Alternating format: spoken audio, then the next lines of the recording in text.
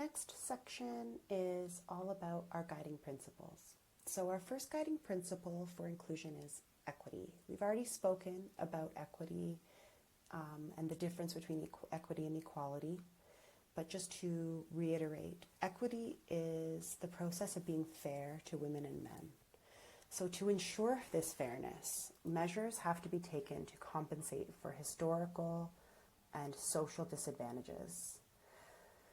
The objective of our gender equity approach is to reduce unjust and avoidable inequality and address the systemic barriers that limit young women's access to resources, opportunities, and networks. And we know that these systemic barriers exist because this is significantly represented in disparities in economic inclusion, in well-being among women and men, in the persistent gender digital divide. So you'll have an opportunity to learn more about those barriers in the gender analysis. But we know that just including more women, so for example, targeting 70% women, we know that's not enough.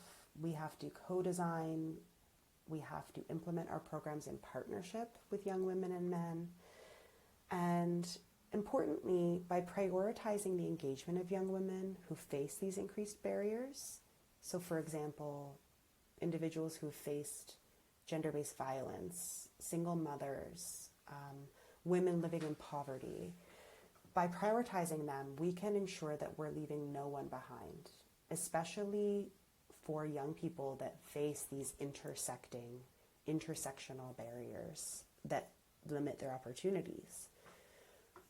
Because if we don't purposefully include them in our project, they will be left behind, and the inequality, the gaps will get even bigger.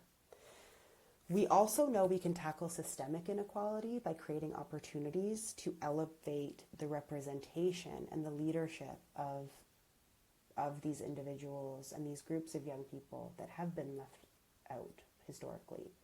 So young women, people with disabilities, and displaced young people can all be included in spaces that have traditionally excluded them.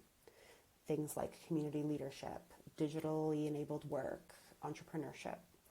And through that approach, young women and other marginalized young people will be able to become youth leaders that are agents of this positive change, that use what they're benefiting from, which is increased resilience, agency, voice. They can use that to lift up their communities with them.